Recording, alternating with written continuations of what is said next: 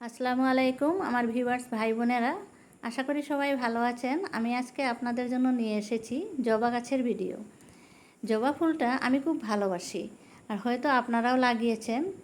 আমি আমার জবা গাছগুলোকে কীভাবে যত্ন করি, কোন কোন খাদ্য সেবন করি, সেটাই আজকে আপনাদের সাথে শেয়ার করব। আজকে আমি কিছু খাদ্য নিয়ে এসেছি গাছগুলোতে সেবন করব। আমার গাছ এখানে রয়েছে মোট 4টা কালার, 4টা পটে লাগিয়েছি। আমি মাটির টবেই লাগাই সাধারণত গাছ, মাটির টবেই ভালো হয়। আর কিছু কিছু গাছে ফুল এসেছে, কতগুলোতে আসে নাই।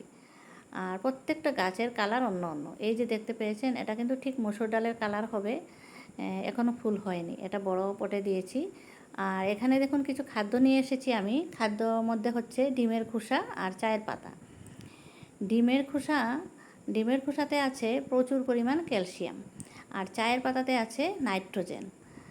আমার গাছের নিচের মাটিগুলো দেখুন কত নরম শুকনো শুকনো আছে। আমি হাতে নিয়ে দেখালাম। ঠিক এইভাবে মাটি থাকলে আর কোনো চিন্তা নাই। গাছের টবের মাটি যদি বেশি ভেজা থাকে, তখন গাছগুলোতে কিন্তু ফাঙ্গাস লেগে যায়।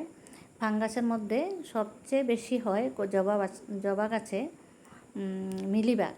মিলিবাগের উপদ্রব যদি একবার গাছে হয়ে যায় না, তাহলে গাছকে বাঁচানো কষ্টকর হয়ে যায়।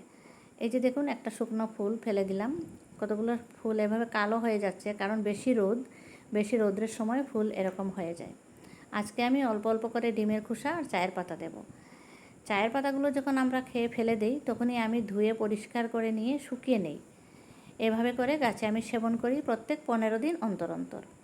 আপনারাও যদি জবা ফুল গাছ ভালোবাসেন, তাহলে এই খাদ্যগুলো দেবেন। গাছের চেহারা দেখবেন কত সুন্দর হয়, আর ফুলও বেশি হবে। আর আমি পটাশিয়ামের অভাব দূর করি, কলার খোসা ভিজিয়ে জল দেই। কখনো কখনো কলার খোসাগুলো আমি ছোটো ছোটো করে কেটেও গাছের নিচে দিয়ে থাকি। এভাবেও দেওয়া যায়। গাছের চেহারা একদম সবুজ আছে। আমার গাছে নাইট্রোজেনের কোনো অভাব নেই। আর অভাব নেই বললে যে খাদ্য দেব না তা নয়। আমরা যেমন ছেলেমেয়েদেরকে যেমন খাদ্য একদম নিয়মিত সময় মতন দিয়ে থাকি, টাইম টেবিল মেনটেন করি, ঠিক ওইভাবে গাছেরও মেনটেন করতে হয় টাইম টেবিল খাদ্যগুলো। আমি ঠিক 15 দিন অন্তর অন্তর এই খাদ্যগুলো দিয়ে থাকি।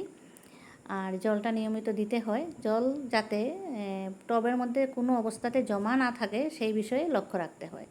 মানে ড্রেন সিস্টেমটা খুব ভালো হতে হয়। ড্রেন হোল যেটা করা হয়, সেটা খুব ভালো করে রাখতে হয়, যাতে কোনো অবস্থাতে গাছের নিচে জল জমা না থাকে। জল জমা থাকলে গাছের শিকড় পচে যায়, আর মিলিবাগও বেশি হয়।